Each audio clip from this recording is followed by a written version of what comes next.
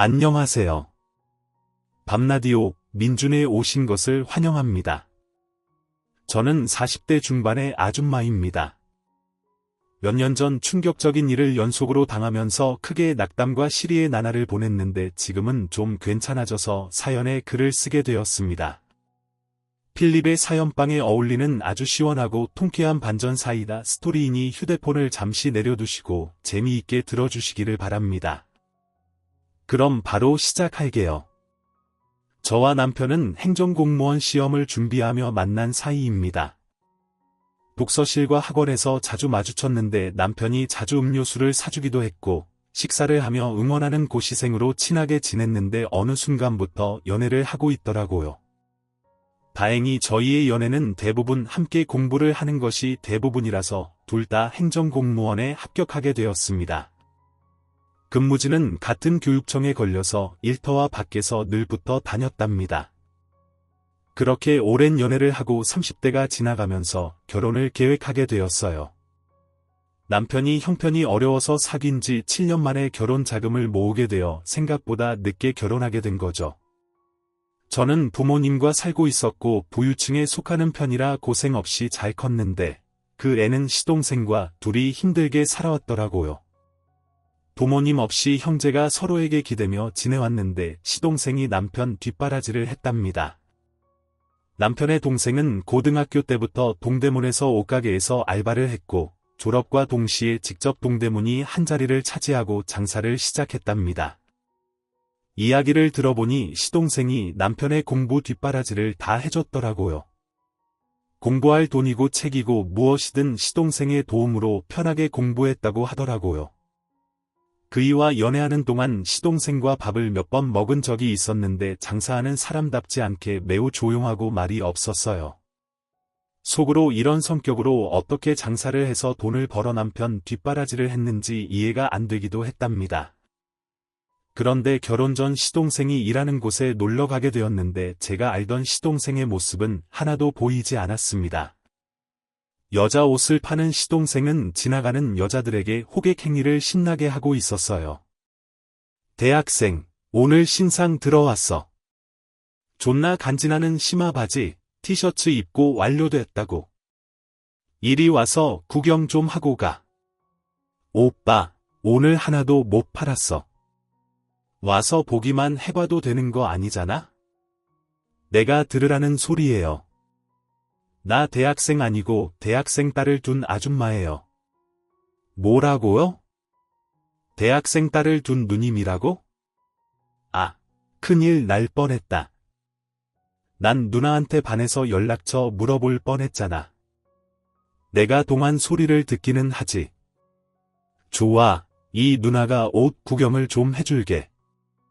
사랑합니다, 누나. 오늘 내 인생의 일본은 바로 누님입니다. 누나, 혹시 싱글? 아, 남편이 있으시구나. 내 인연인 줄 알았더니 안타깝구만. 시동생은 딱 봐도 늙어 보이는 여자에게 아부하면서 금세 옷 몇 벌을 팔더군요. 그리고 다른 장사꾼들에 비해 목소리도 가장 컸고 노래 부르는 게 압도적으로 시선을 끌었습니다. 코미터 누나 누나의 누나. 다른 집 가지 말고 우리 집에 와서 골라봐. 누나, 가지 말고 여기서 골라. 있을 거 다 있고 없는 것은 바로 구해오는 나야. 아이고, 누나 너라고 부를 뻔했잖아. 왜 이렇게 동안인 거야? 오늘 동생의 마음을 흔든 누나는 그냥 못 가지. 이리 들어와서 내가 세팅한 옷 좀 보라고. 이 옷은 누나를 위해 만들어졌다. 끝났다. 디엔드. 어머, 총각이 장사 잘하네. 애인이 있어? 내가 누나를 두고 어떻게 애인을 두겠습니까? 오늘 옷 팔아주고 이 동생의 연락처도 가져가세요. 빈손으로 나가시면 제 전화번호는 받아가지 못하십니다. 시동생은 고삐 풀린 망아지처럼 동대문이 중심이 되어 손님들을 끌어모았고 그만큼 많은 옷을 팔았답니다. 남편과 눈으로 구경하면서 물었어요. 오빠, 도련님 원래 저렇게 활발했어? 아니, 쟤는 장사할 때만 저러고 평소에는 과묵해. 야, 대단하다. 일하는 것도 멋지고 여기서 보니까 남자답고 잘생긴 것 같아. 여자들이 왜 몰리는지 알 것 같다고. 그렇지.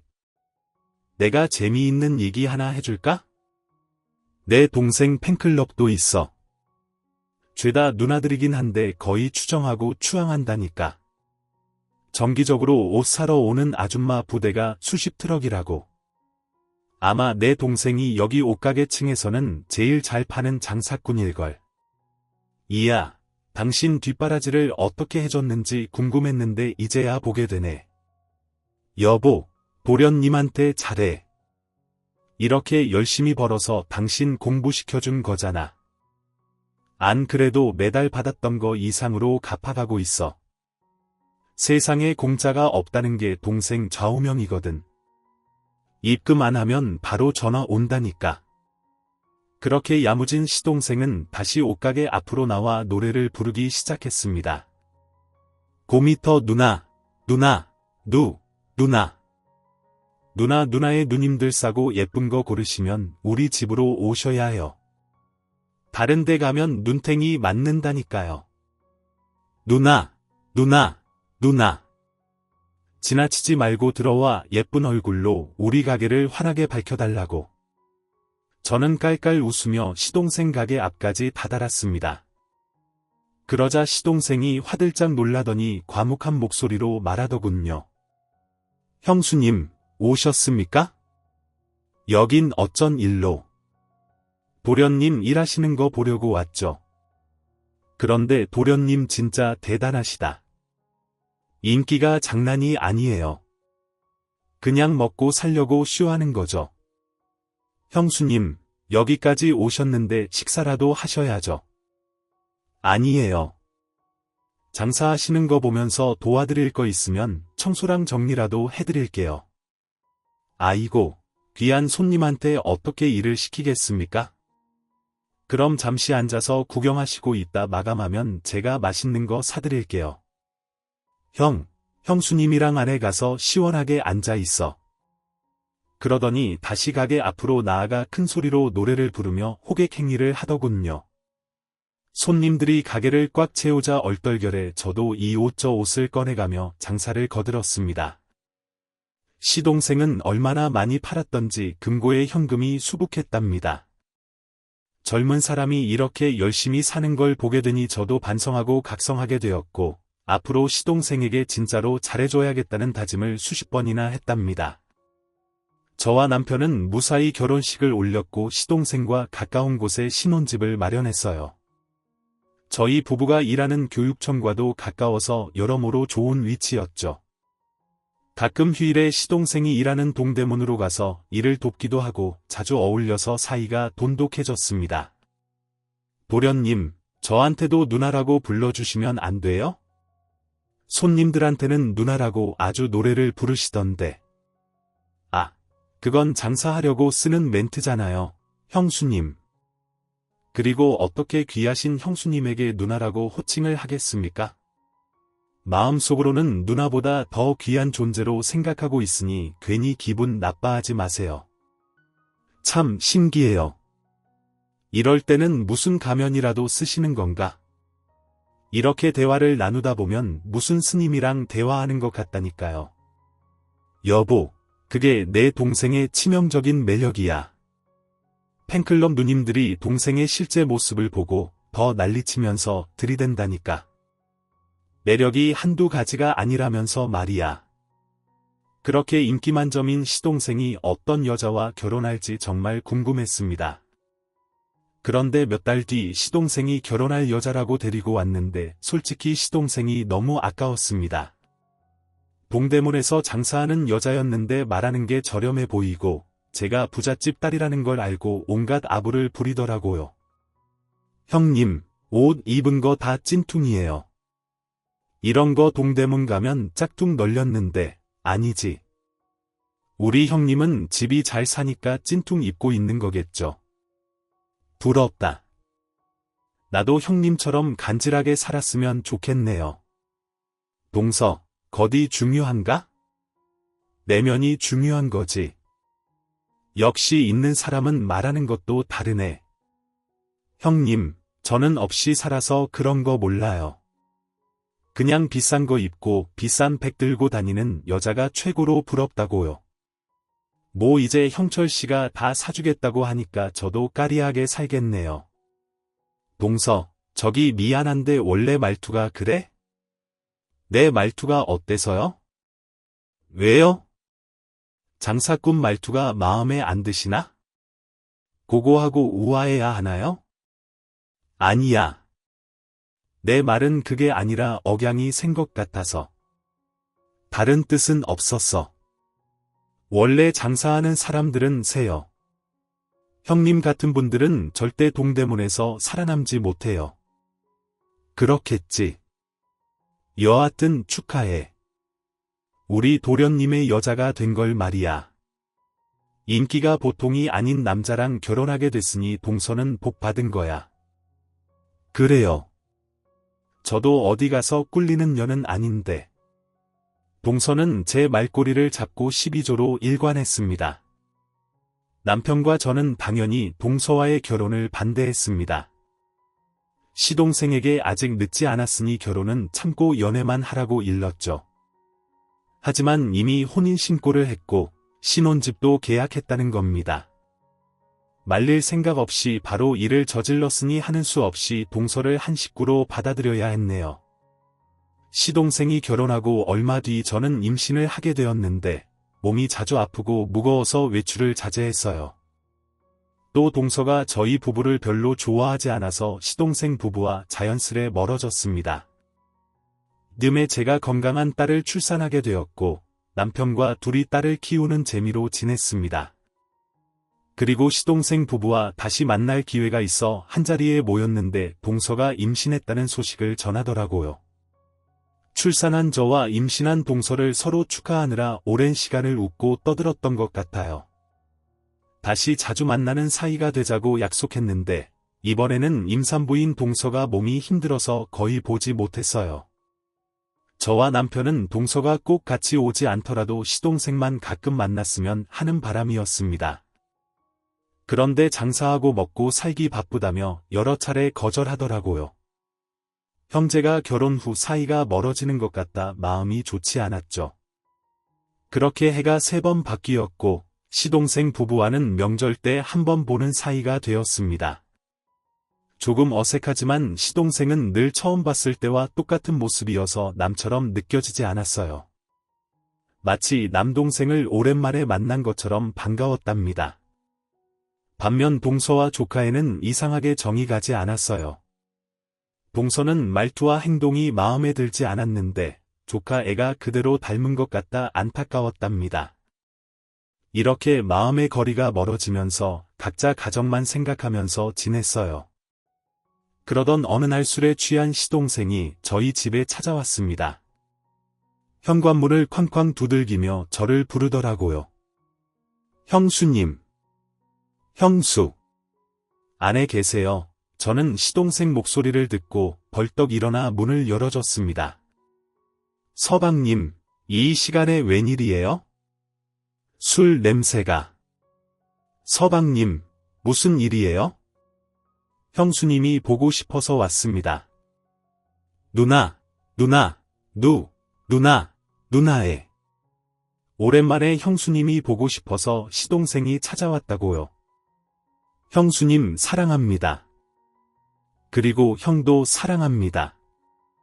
우리 조카 선진이도 아주 많이 사랑합니다. 서방님, 무슨 일 있으시죠?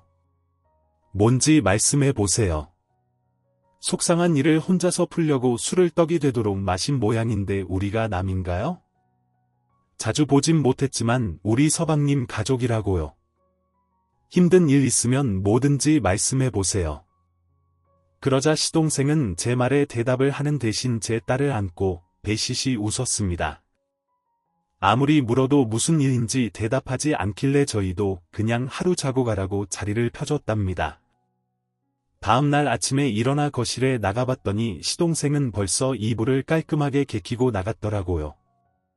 전화를 해봤더니 받지 않았고 다시 전처럼 연락 없이 지내더라고요. 그렇게 몇 달이 지나자 시동생에게 연락이 왔는데 동대문에서 하던 옷 장사를 그만두고 지방으로 가서 일한다고 하더군요. 장사가 좀처럼 잘 되지도 않고 성격에 맞지 않는 일을 하다 보니 회의감이 든다며 초자식을 두고 지방에 가서 동업자들과 함께 쇼핑센터를 짓고 크게 사업을 해볼 거라고 하더라고요. 저와 남편은 더 큰 도전을 한다는 것에 축하를 해주는 게 맞는 것 같다 지방에 가서 밥 굶지 말고 열심히 잘해보라고 응원했죠. 나중에 시간이 되면 내려가겠다는 약속도 했답니다. 그런데 시동생이 지방에 내려간 지 얼마 되지 않아 동생에게서 끔찍한 소식을 전해 듣게 되었습니다.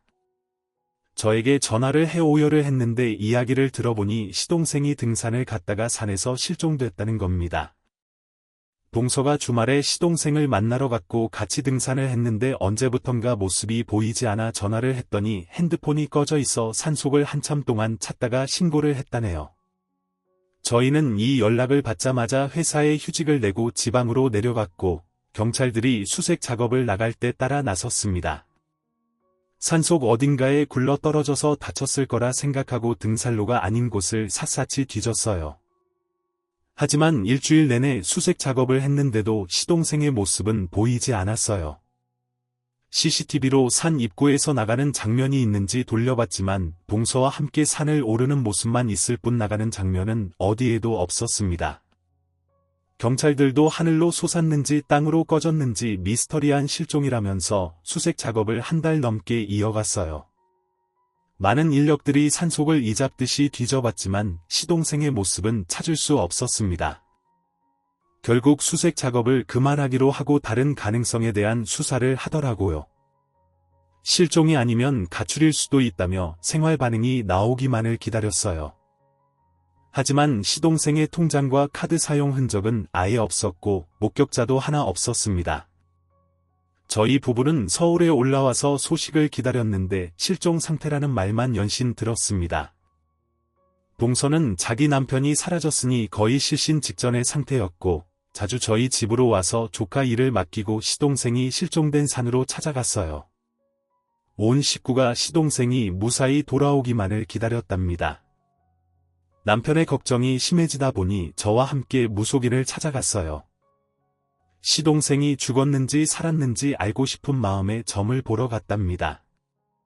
무당은 한참 동안 신들려서 온몸을 부르르 떨더니 시동생은 분명히 살아있다고 말했습니다.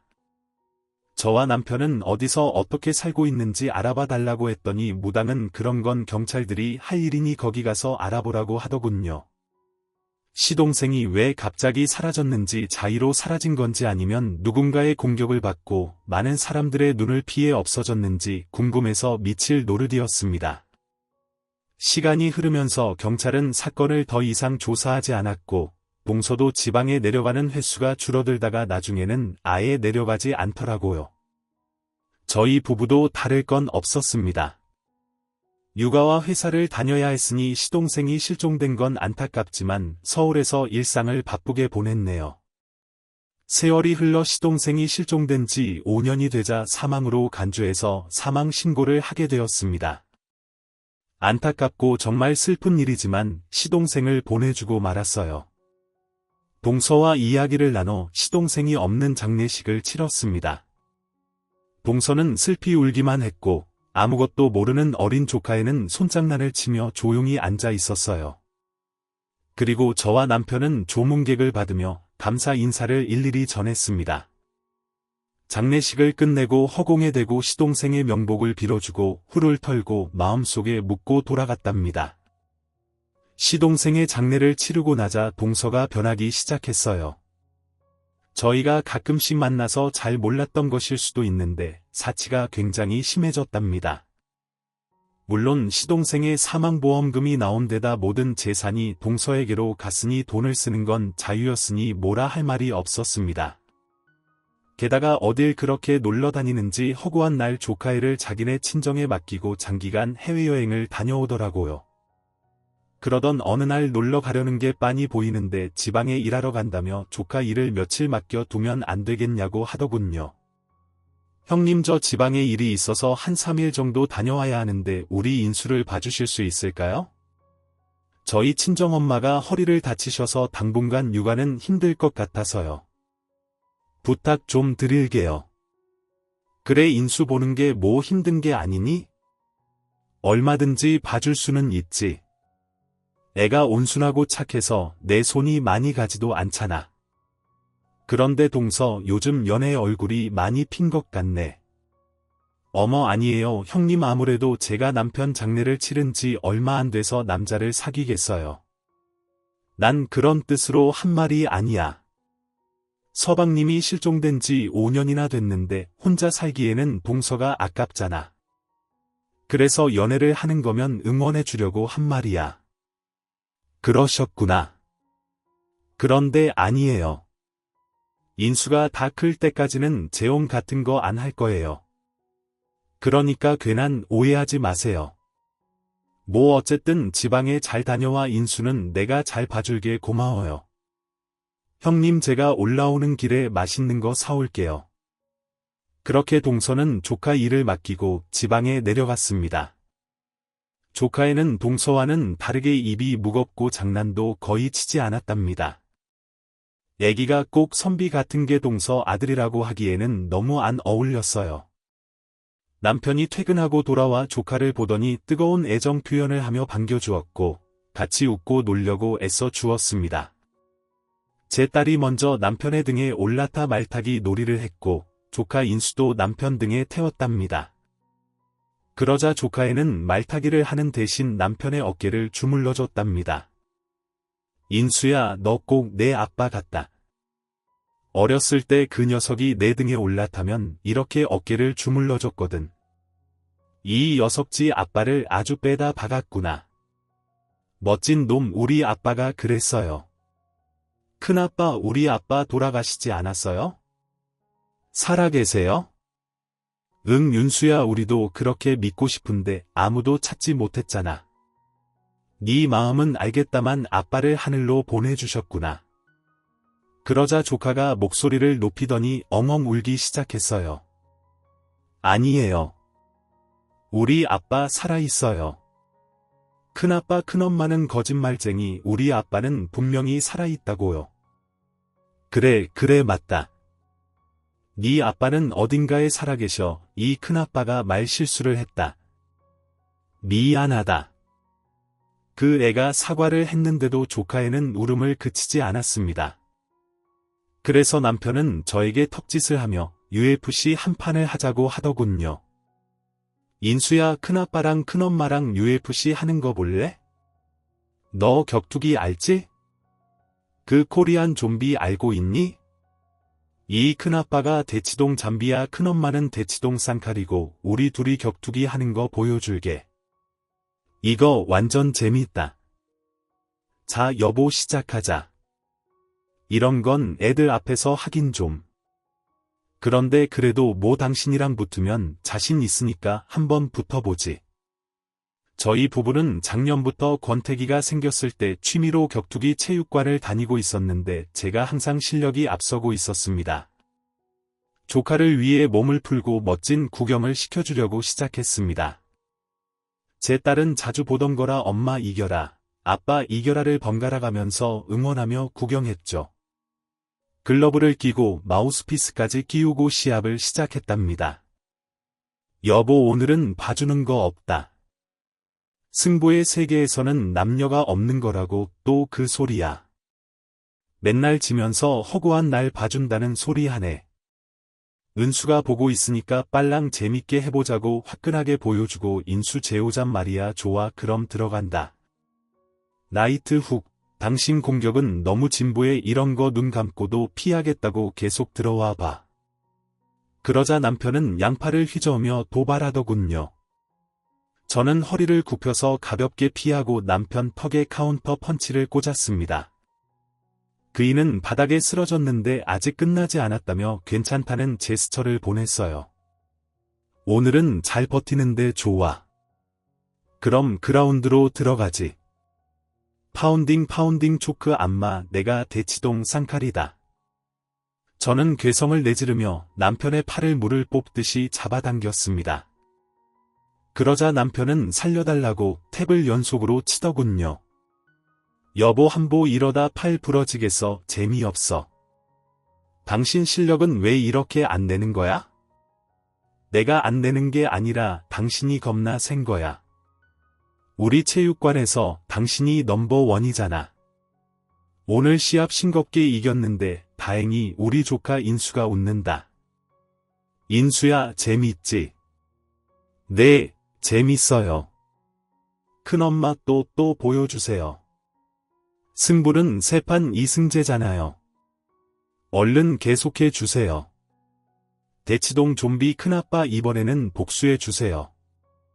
다행히 조카애가 마음이 풀려서 저희 둘은 화끈하게 경기를 또 치렀습니다. 두 번째 판은 제가 일부러 져줬어요. 조카가 더 오래 즐기라고 3판 승부까지 넘어가게 된 거죠. 하지만 마지막 경기에서는 제가 점프해서 상대의 얼굴에 무릎을 박아버리는 플라잉 니킥으로 남편을 KO 시켜버렸습니다. 조카애와 딸아이는 박수를 짝짝 치면서 즐거워했답니다. 인수는 격투기를 배우고 싶다며 저에게 매달려서 떨어지지 않았어요. 그래서 안발을 어떻게 하는지 가르쳐줬고 펀치를 때리는 법을 알려주었습니다. 그러자 인수가 허공에 주먹을 휘두르고 놀더니 금세 지쳤고 야식을 조금 먹이자 졸립다고 눈을 감더라고요. 아이고 우리 조카가 피곤한가 보네. 딸내미 동생 데리고 들어가서 같이 잘 수 있지? 응 인수는 착하고 얌전해서 데리고 자는 건 어렵지 않아. 큰엄마 오늘은 큰엄마 옆에서 자면 안 돼요. 저 큰엄마 품에 안겨서 자고 싶어요. 그 순간 조카 애의 눈을 봤는데 진심으로 제 옆에서 자고 싶어 하는 눈치였습니다. 친엄마가 있는데도 사랑을 못 받은 아이처럼 느껴졌답니다. 그래서 저는 남편을 딸과 자라고 했고 조카의 애를 제 침대에 눕혀서 안고 잠이 들었어요. 지쳐 잠든 조카의 얼굴을 내려다보는데 시동생 얼굴이 떠올랐습니다. 어쩜 그렇게 붕어빵인지 얼굴도 성격도 똑같았답니다. 조카의 머리를 쓸어주며 잠이 들지 못하고 바라만 보고 있었는데 조카의 잠꼬대가 시작되더군요. 악몽을 꾸는지 시름시름 앓는 소리를 내면서 중얼거렸습니다. 엄마 잘못했어요. 저 때리지 마세요. 제발 그만 때리세요. 아빠가 궁금하다는 말 안 할게요.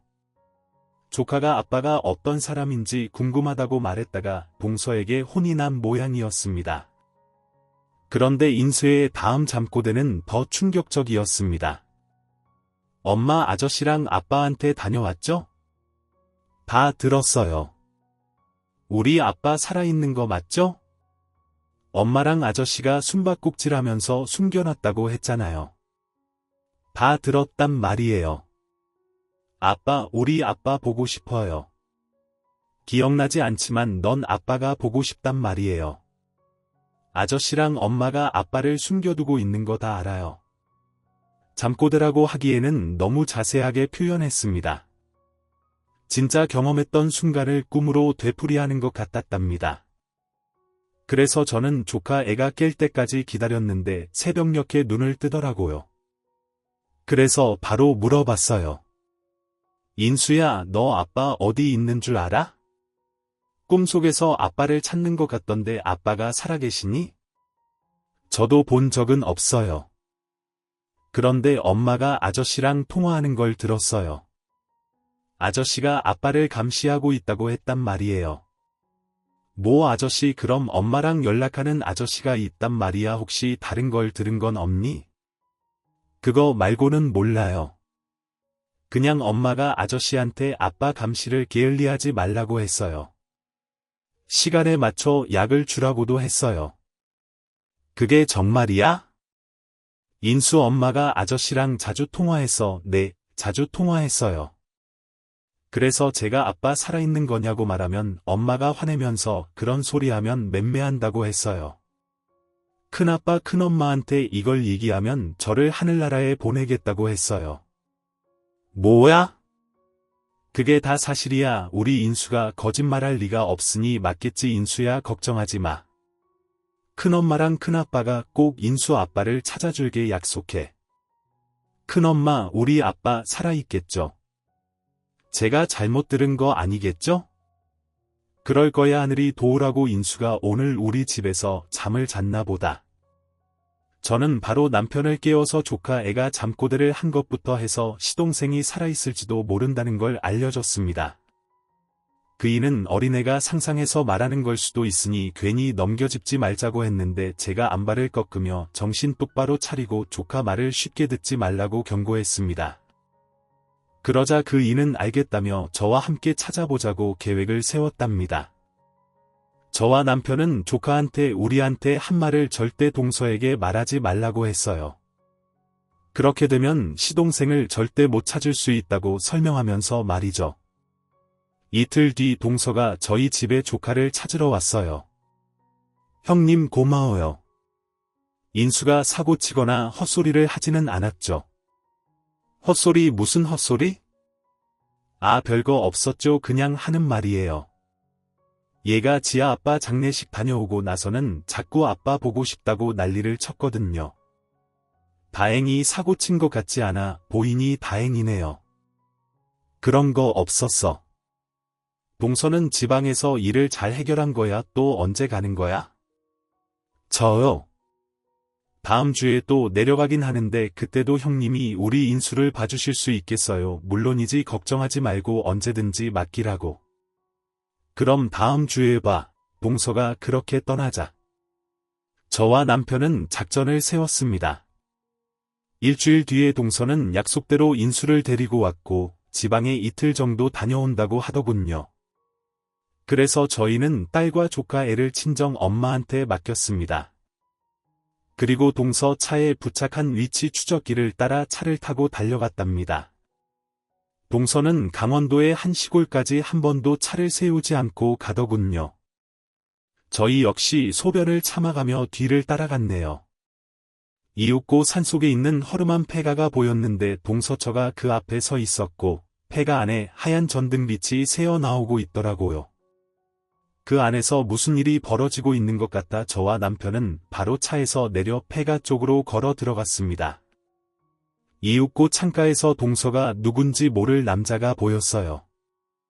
두 사람은 낄낄거리며 웃고 있었는데 잠시 후 철제 침대에 누워 링거를 맞고 있는 시동생이 보였습니다.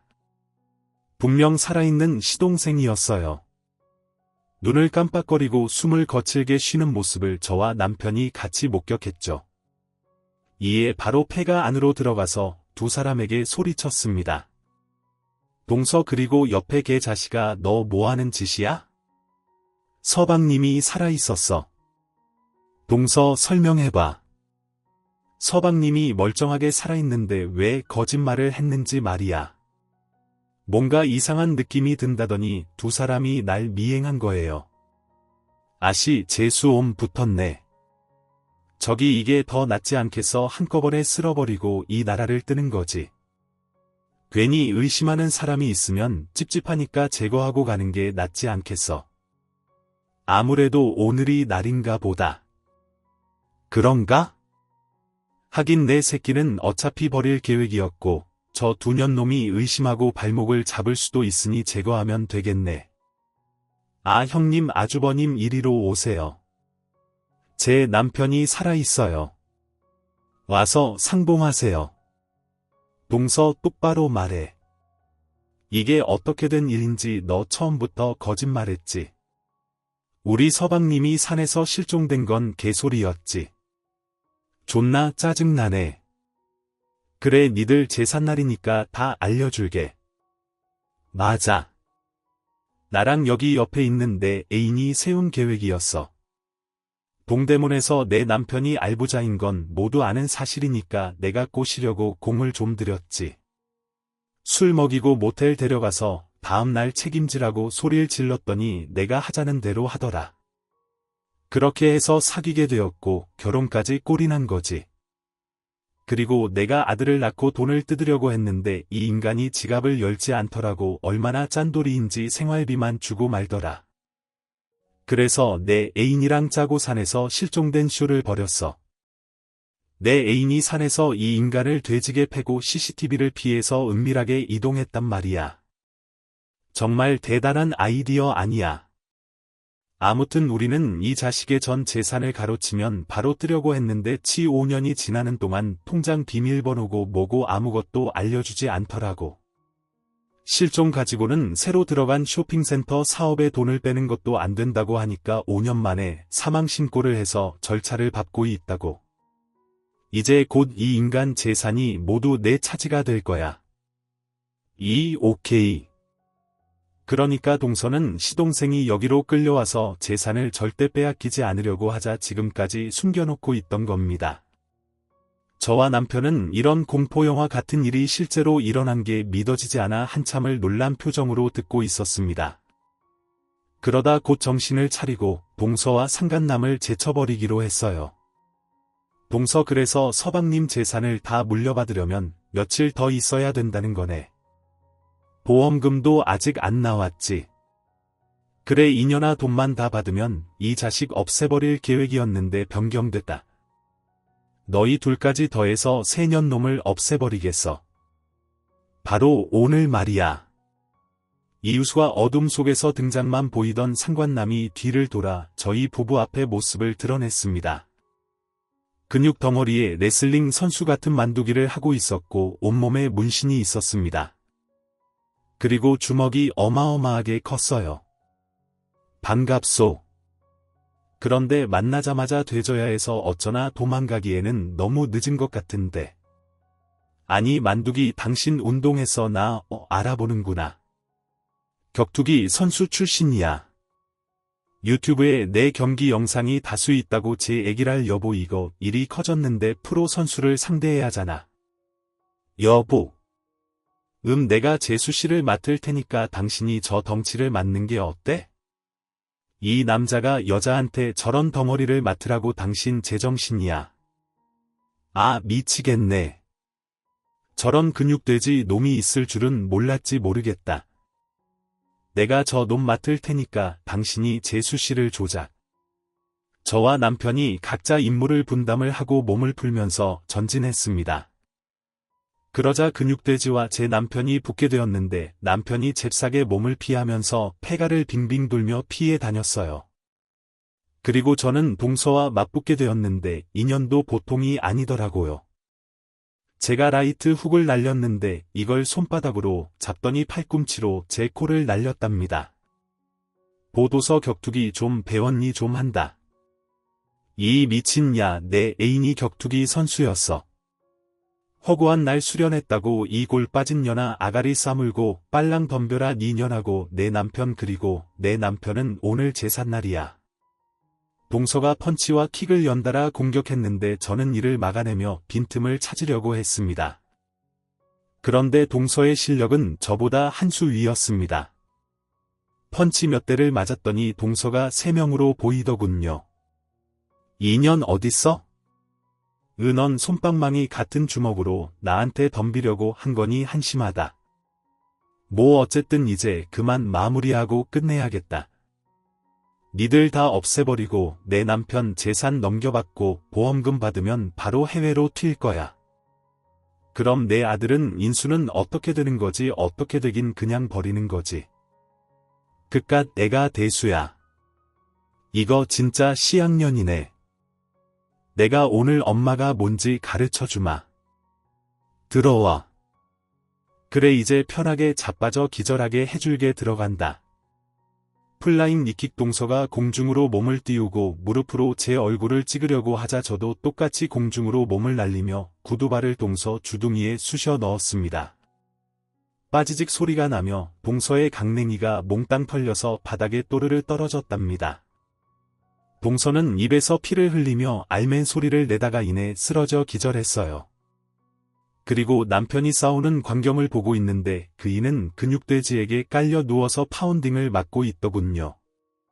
조금만 더 맞으면 진짜 초상치일 것 같았습니다. 저는 곧장 달려가서 상간남의 후두부를 구둣발로 갈겼어요. 충격이 있었는지 잠시 비틀대던 상간남은 뒤를 돌아 저를 공격하려고 일어섰습니다. 이런 우라질 인연이 뒤통수를 때려. 야, 너도 맞아봐. 이게 얼마나 아픈지 내가 그대로 돌려줄게. 아, 근육돼지는 왜 이렇게 튼튼한 거야? 에이, 모르겠다. 덤벼봐, 이 돼지 새끼야. 그러자 상간나은 저에게 주먹을 3개 휘둘렀는데 옆으로 살짝 비켰더니 낡은 나무 문이 산산조각 나더군요.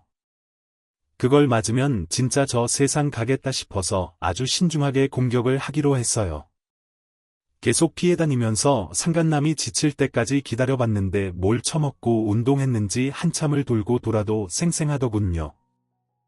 그래서 전 정말 유치한 공격을 한 방 꽂아주기로 결정했습니다. 서방님 일어나셨어요?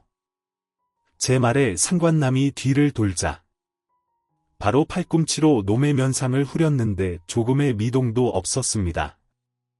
뭐야 안 아파. 내 엘보우가 체육관에서는 나름 유명한데 인연 이거 귀엽네. 구라치면서 공격까지 하고 말이야. 이제 재미 보는 거 그만해야겠다. 잘 간다.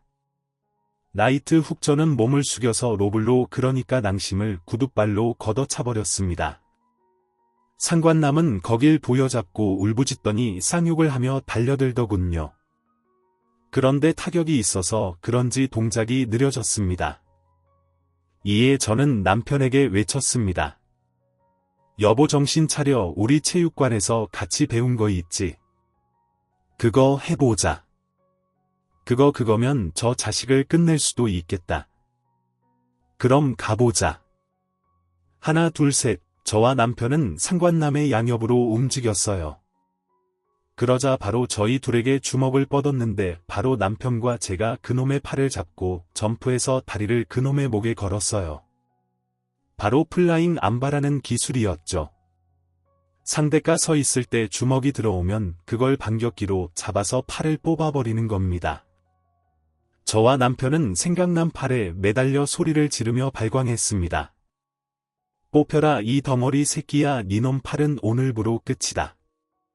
상간남은 양팔을 흔들면서 빠져나오려고 했지만 저희가 아주 꽉 붙잡고 팔을 꺾고 있었기 때문에 기운이 빠져서 무릎을 꿇고 주저앉더군요. 이에 저와 남편은 끝까지 그놈 팔을 잡아당겨서 팔을 분질러 버렸습니다. 내 팔 움직이지 않아. 나빠. 양팔을 못 움직이는 생간남 앞에선 저는 양 주먹에 힘을 주고 난타전을 시작했습니다. 결국 상관남도 바닥에 쓰러져서 깊은 잠에 들었습니다. 저와 남편은 시동생에게 다가가 팔에 꽂혀있는 바늘을 빼고 얼굴에 뺨을 연신 날렸어요. 하지만 시동생의 의식은 쉽게 돌아오지 않았습니다. 이윽고 구급대가 먼저 도착해서 시동생을 차에 태워서 데려갔고 뒤이어 도착한 형사들은 동서와 상관남을 들쳐업고 경찰차에 태우고 떠났습니다. 저와 남편은 먼저 병원으로 가서 시동생이 깨어나길 기다렸답니다. 이튿날 정신을 차린 시동생은 저와 남편을 알아보더군요. 형수님 이거 꿈 아니죠? 서방님 너무 늦게 찾아서 죄송해요. 너 괜찮은 거냐? 이제 정신이 들어. 네, 저 괜찮은 것 같아요. 그 두 년놈이 나한테 먹을 걸 먹이고 잠재우는 약을 먹였어요. 무슨 성분인지는 모르겠지만 몸에 힘이 들어가지 않아 도망갈 수가 없었어. 서방님 그거 다 불법으로 구한 약인 것 같더라고요. 어쨌든 이젠 무사해요. 회복하는 것만 신경 쓰세요. 그럼 두 년놈은 어떻게 된 거죠? 우리가 잡았어요. 지금 경찰서에서 조사받고 있는데 곧 구속될 겁니다. 그리고 두 년놈이 한 짓에 대한 벌을 받게 될 거고요. 고마워요. 형수님. 저는 이대로 끝내는 줄 알았어요. 그런데 형수님 제 아들은 잘 있나요? 그럼 한번 불러보시든가. 설마 여기 데려오셨어요? 인수야 그 순간 저희 친정엄마가 딸과 조카 애를 데리고 들어오셨습니다. 조카애는 시동생을 보자마자 달려가서 안기더군요. 갓난아기 때 보고 처음 보는 건데 자기 친부인 걸 느낄 수 있었나 봅니다. 두 부자는 부둥켜 안고 엄청나게 울었어요. 그렇게 감동적인 장면은 제 인생을 통틀어 최고였습니다. 그래도 시동생과 조카가 앞으로 잘 지낼 수 있을 것 같다 걱정을 덜었습니다. 한편 동서와 상관남은 재판을 받게 되었고 아주 큰 죄로 오랜 세월을 감옥에서 보내게 되었답니다. 한 사람의 인생을 아니 여러 사람의 인생을 망치려 했으니 그에 알맞은 선고가 내려졌습니다. 법원에서 본 두 년놈은 반쯤 정신이 나가 있었어요. 그도 그럴 것이 지금쯤이면 원래 하와이에서 호강하고 있을 텐데 수의를 입고 교도소에 들어가고 있으니 충격이 심했을 겁니다. 어쨌든 조카의 잠꼬대로 인해 실종되고 세상 떠난 줄 알았던 시동생을 되찾아 모든 걸 되돌릴 수 있었습니다. 조카는 자기 엄마한테 사랑을 못 받고 자랐는지 감옥에 가는 걸 보고도 아무렇지 않은 눈치였어요. 그저 시동생에게 껌딱지처럼 들러붙어서 사랑을 갈구하는 모습만 보였답니다. 이렇게 사건은 종결되었고 시동생은 다시 새로운 인생을 살기 시작했습니다. 쇼핑센터의 지분을 빼고 전 재산을 털어 저희 부부에게 한 가지 제안을 하더군요. 형수님 저기 우리 2층 주택집으로 이사 가면 어떨까요? 아래층은 형네 가족이 위층에는 나와 아들이 사는 거예요. 매일 얼굴 보면서 사는 가족이 되면 좋겠어요. 집은 제가 벌써 마련했습니다. 도련님 그게 정말이에요? 전 재산을 털어서 우리 집까지 마련했다고요. 물론 형이 저한테 집값의 반은 줘야죠. 일단 제가 질러놓은 거예요. 난 또 공짜로 집을 얻나 싶었죠. 농담인 거 아시죠? 도련님 그럼 우리가 한 집에 살아봐요. 뭐 보나마나 재밌겠네요. 그런데 도련님은 앞으로 무슨 일을 하실 계획이에요? 배운 게 도둑질이라고 장사꾼이 할 수 있는 게 뭐가 있겠어요? 저는 온라인 쇼핑점을 내서 옷이나 팔아야죠. 전처럼 노래를 부르거나 호객행위 같은 걸 안 해도 되니 편하겠네요. 그리하여 저희 식구는 시동생이 마련한 2층 주택에 들어가 살기로 했답니다. 제가 딸을 돌보는 시간에 조카 애를 같이 봐주고 있어요. 아무래도 남자 혼자서 일과 육아를 병행하기에는 힘드니 제가 회사에서 퇴근하면 틈틈이 육아를 돕고 있답니다. 그리고 얼마 뒤 저희 2층 주택에 새로운 식구 하나가 들어왔어요. 시동생이 새로 만난 여자인데 얼굴도 예쁘고 금수저라고 하더라고요. 여자는 여자가 봐야 한다는 마음으로 제대로 살펴봤는데 성격도 좋고 말투도 차분하고 예의 바른 사람이었습니다. 직업이 의사라고 해서 조금 많이 놀라긴 했지만 시동생의 착한 내면을 생각하면 의사와 연결이 안 될 것도 없다는 생각이었네요. 그래서 지금은 아래층 저희 세 식구와 위층 시동생 식구 세 식구가 살고 있답니다. 일주일에 2번은 저녁을 같이 먹고 있고 부부가 둘만의 시간을 보내고 싶으면 애들을 위아래로 보내고 있답니다. 그건 참 좋더라고요. 제 시동생과 미친 동서의 사연의 끝이 행복한 결말이어서 정말 다행이네요. 만약 아무것도 모르고 지나갔더라면 상상도 하기 싫은 일이 벌어졌을 겁니다. 다시 한번 용기를 내준 꼬마 조카 애한테 고마움을 전하고 싶네요. 그럼 저는 여기서 인사드리겠습니다. 여러분 끝까지 들어주셔서 감사합니다. 안녕히 계세요.